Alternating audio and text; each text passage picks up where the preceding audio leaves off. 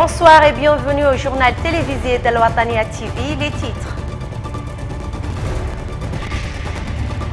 Le président mauritanien Mohamed Ould Abdelaziz a reçu aujourd'hui à Zouérat le premier ministre marocain Abdelillah Benkiran. Le parti Rassemblement des Forces Démocratiques RFD a organisé aujourd'hui une conférence de presse dans laquelle son président Ahmed Ould Daddah a dénoncé la politique socio-économique du pays. L'équipe de Donald Trump a annoncé qu'il n'avait pas prévu d'entretien avec le président du Congo, Denis Sassou Nguesso, malgré une annonce en ce sens côté congolais.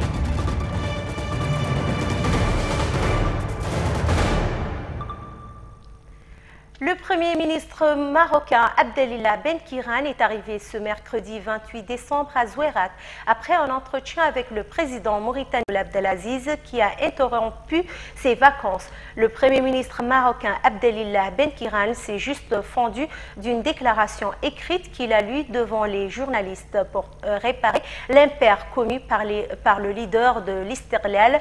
Un compte rendu de cette visite avec Sid Ahmed Belilato. Ahmed VI téléphone en personne au président mauritanien Mohamed Ould Abdelaziz pour éteindre le feu provoqué par le secrétaire général de l'Istiqlal, Hamid Chabat, en qualifiant samedi dernier la Mauritanie de terre marocaine. Le ministre délégué auprès du ministre marocain des Affaires étrangères, M. Nasser Bourita, est arrivé mercredi à Nouakchott dans le cadre d'une visite de travail au cours de laquelle le ministre aura des entretiens avec certains responsables mauritaniens sur le renforcement des relations bilatérales existantes entre les deux pays frères. Il a été accueilli à l'aéroport par Mme Khadijatou Mbarak Fall, ministre déléguée auprès du ministre des Affaires étrangères et de la coopération chargée des affaires maghrébines, africaines et des Mauritaniens de l'étranger et le chargé des affaires dans l'ambassade du Maroc à Nouakchott. Le CT hier mardi au cours d'une plénière le projet de loi de finances rectificative pour l'année 2016.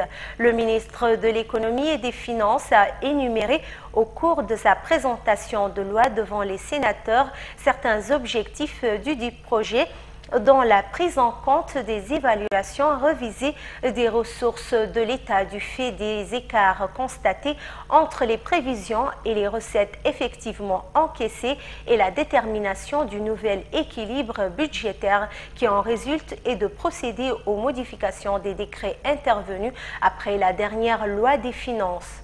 Les recettes budgétaires ont connu une hausse de 46 milliards d'ouguiyas, représentant 10,57% par rapport à la loi de finances initiale 2016, citant entre autres dans le cadre de cette progression les recettes fiscales, les impôts sur les bénéfices, la taxe sur la main-d'œuvre et la taxe sur la propriété, dont les hausses respectives ont été de 0,64%, 7%, 0,16% et 8,42%. Cette augmentation des recettes a eu pour effet d'entraîner un excédent budgétaire global de près de 21 milliards d'ouguiyas, soit l'équivalent de 1,9% du PIB hors industrie extractive, contre un déficit initialement prévu d'un peu plus de 6 milliards d'ouguiyas. Les sénateurs ont loué au cours de leur intervention le dit projet de loi demandant la présentation trimestrielle d'un exposé sur l'exécution du budget.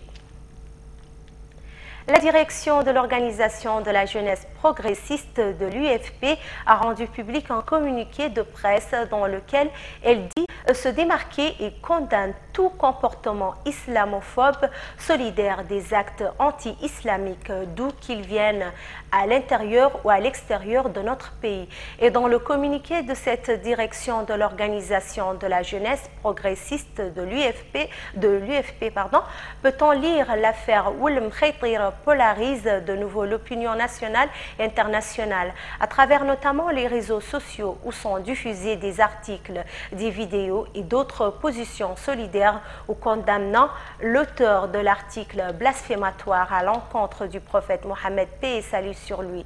Cette controverse est aussi alimentée par une vague de manifestations dans les rues réclamant la peine capitale au sujet de ce blogueur dont le sort est pourtant confié à la justice.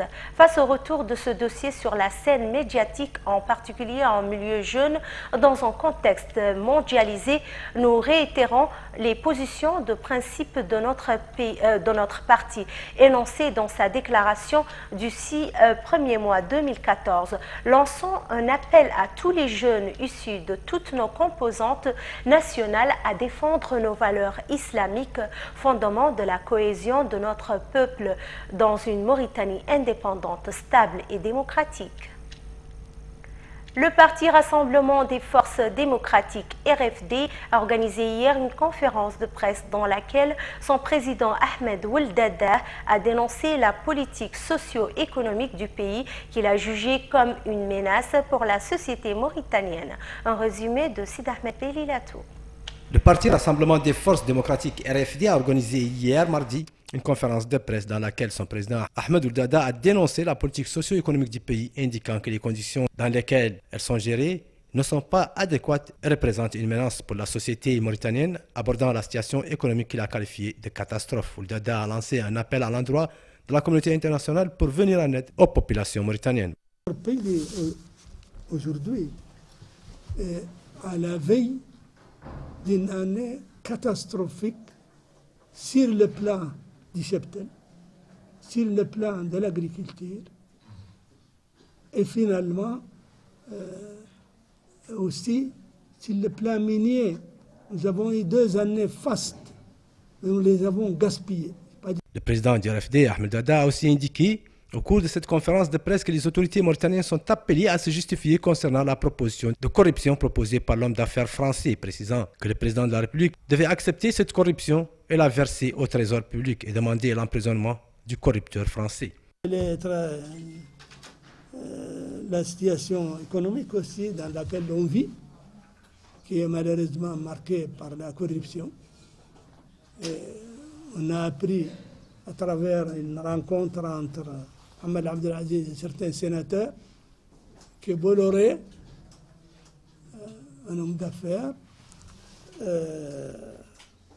plutôt sulfuré, dont la réputation plutôt sulfureuse, est venu proposer à Mohamed Abdelaziz une somme de 10 millions de dollars.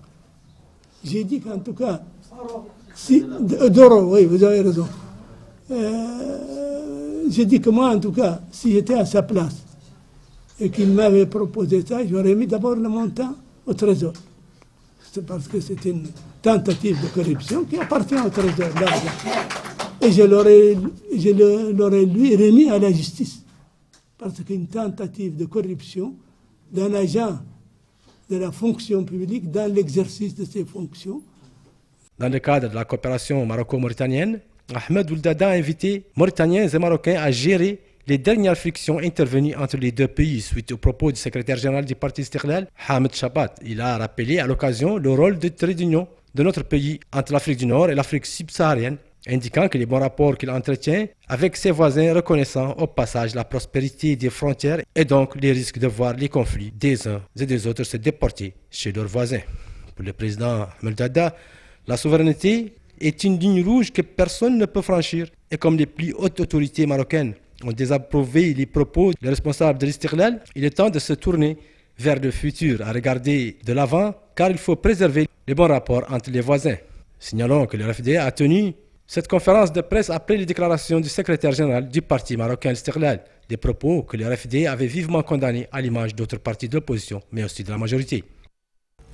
Suite à l'erreur survenue lors du montage, nous reprenons ce reportage. Le Premier ministre marocain Abdelillah Benkiran est arrivé ce mercredi 28 décembre à Zouérat après un entretien avec le président mauritanien Mohamed Ould Abdelaziz qui a interrompu ses vacances. Le Premier ministre marocain Abdelillah Benkiran s'est juste fendu d'une déclaration écrite qu'il a lue devant les journalistes pour réparer l'impair commis par le leader de l'Istiqlal. Un compte rendu de cette visite avec Sid Ahmed Belilatou.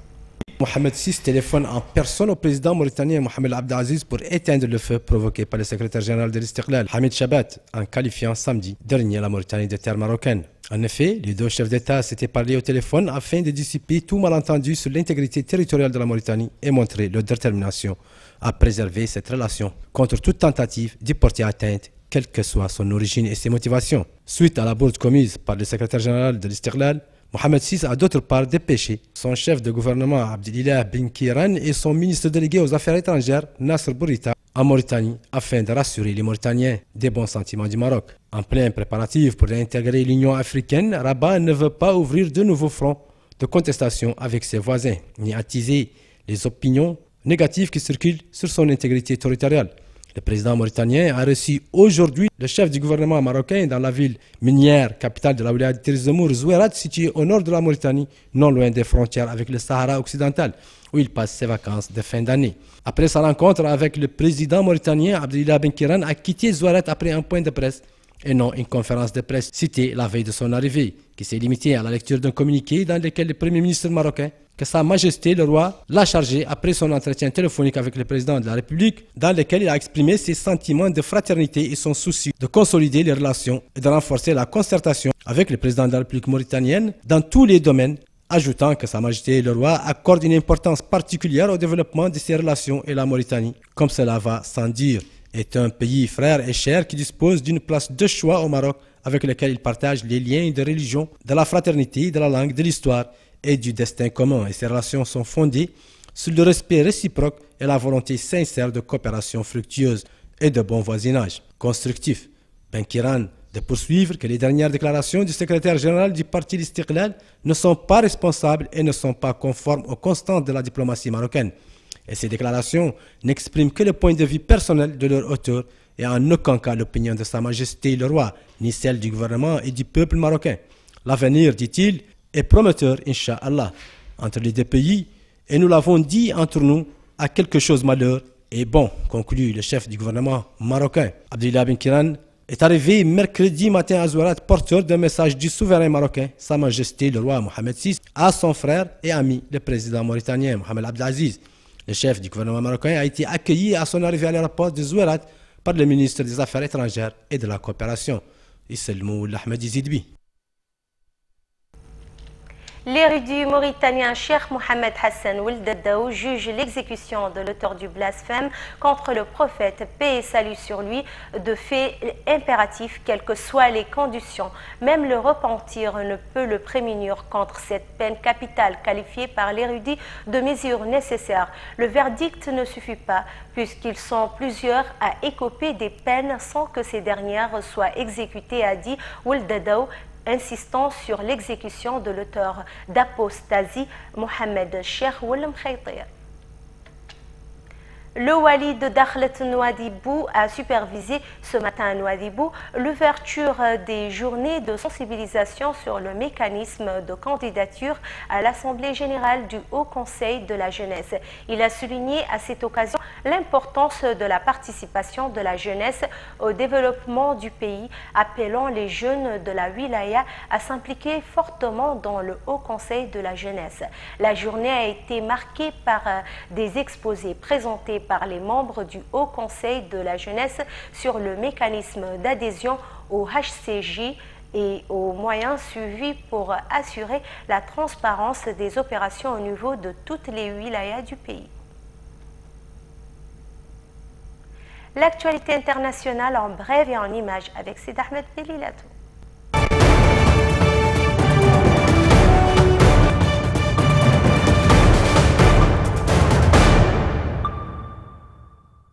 Le gouvernement algérien a annoncé que depuis la guerre civile en 1990, 54 457 personnes avaient été poursuivies pour terrorisme. Une volonté de transparence, mais aussi de montrer l'exemple aux voisins européens. Ce chiffre englobe des personnes qui n'ont pas encore été jugées, qui ont été condamnées par contumace ou non, ou encore qui ont été amnistiées dans le cadre de la politique de réconciliation nationale mise en œuvre par le président Abdelaziz Bouteflika.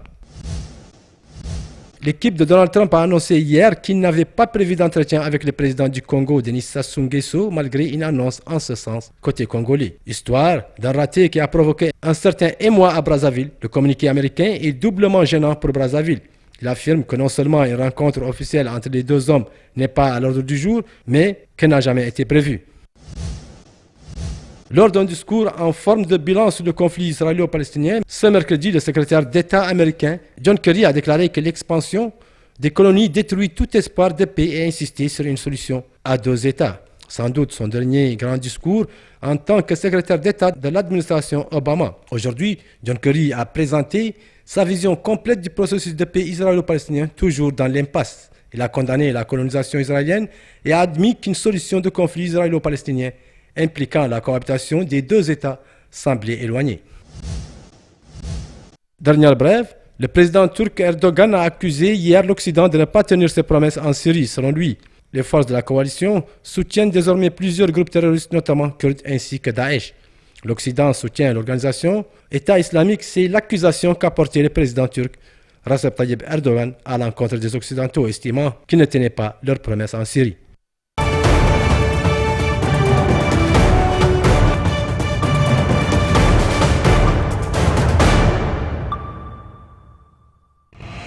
Ainsi s'achève ce journal. Merci de l'avoir suivi. Avant de quitter, le rappel des titres. Le président mauritanien Mohamed Ould Abdelaziz a reçu aujourd'hui à Zouérat le Premier ministre marocain Abdelillah Benkiran.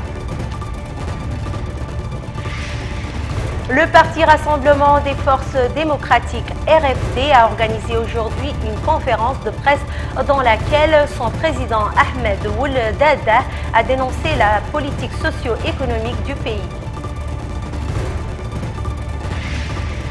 L'équipe de Donald Trump a annoncé qu'il n'avait pas prévu d'entretien avec le président du Congo, Denis Sassou Nguesso, malgré une annonce en ce sens côté congolais.